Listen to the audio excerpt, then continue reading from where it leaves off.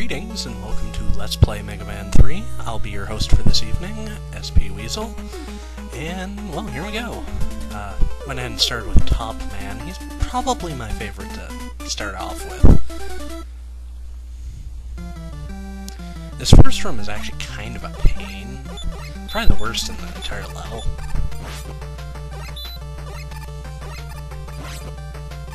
Fortunately, everything does die in one hit, just the regular Mega Buster.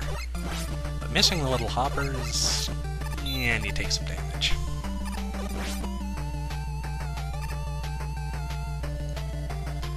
Actually, you should try to stay on the ladder for this, and just shoot him from there. But I fell, so whoopsies. Yeah, this part's pretty, simple. So I'm actually doing this mostly just for experimental purposes, see how it turns out, you know. Might do more of these if I like the results. Yeah, you don't really need the 1-up.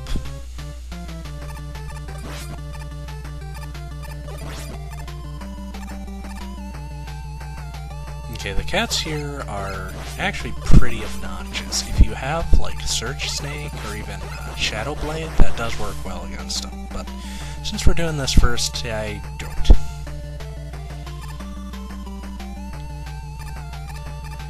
Surprisingly, Topspin actually one-shots those guys, but that doesn't really come into play until much later in the run.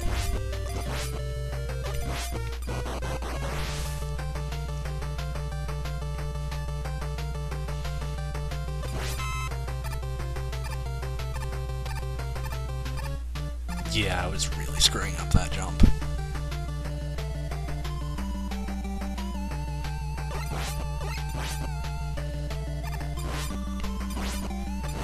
Now, needless to say, this is not a speedrun by any stretch of the imagination.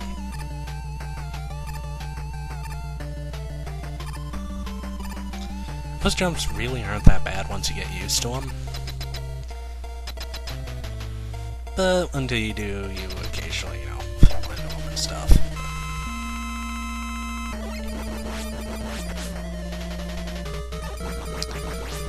Actually, reasonably often I'll manage to make it through the entire level without taking any damage, just because, I mean, Top Man is pretty easy to dodge, and everything else in the level really isn't that bad.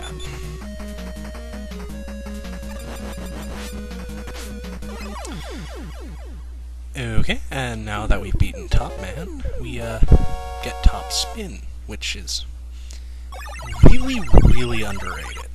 I mean, you'll see me use it through the run a lot more than most people do.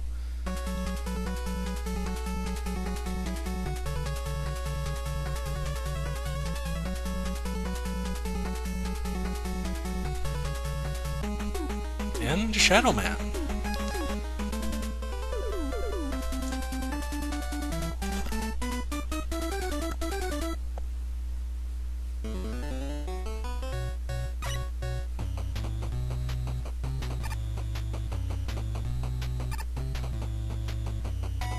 Okay, top spin use. Hitting these guys without it can be kind of a pain, because they're too low to hit with just the Mega Buster.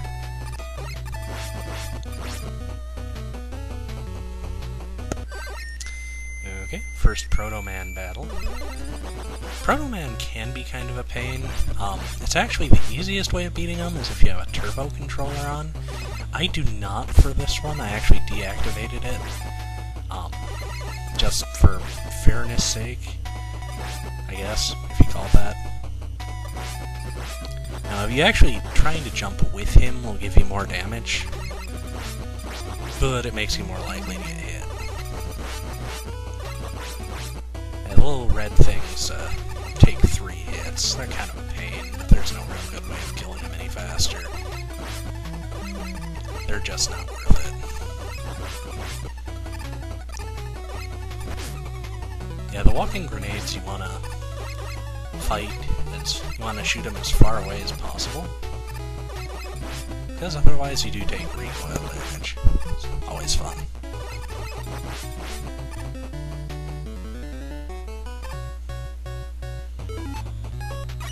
you don't really have to worry too much about conserving topspin for this level, because unless you really screw up on Shadow Man, you aren't going to need that many. Okay, with this part, you actually want to do what you can to get the parachute guys to appear as soon as possible before jumping onto the next platform. Because if you jump over... yeah, oopsies. Let's just pretend that didn't happen, okay? But yeah, if you jump into one of them, and then it makes it much more likely you're going to fall into a pit. If you're doing this level a little later on and you actually have Rush chat, that is a good choice. This is definitely the best part of the level to use it on.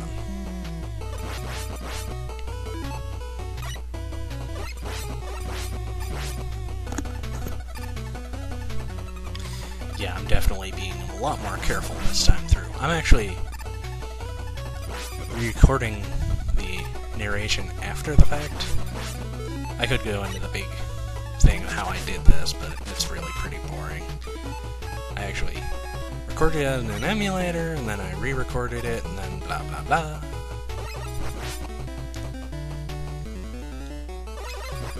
Which, if you're actually low on life here, I usually just recommend going ahead and letting Shadow Man kill you, because if you don't have enough life for this guy, he's a pain. Okay, your goal here is you actually are going to want to hit him from the side rather than from below, because if you accidentally hit him from below, he eats most of your weapon energy. It's kind of a bug in the game. It's a pain. Anyways, this is pretty much the end of part 1, and I'll see you guys for part 2.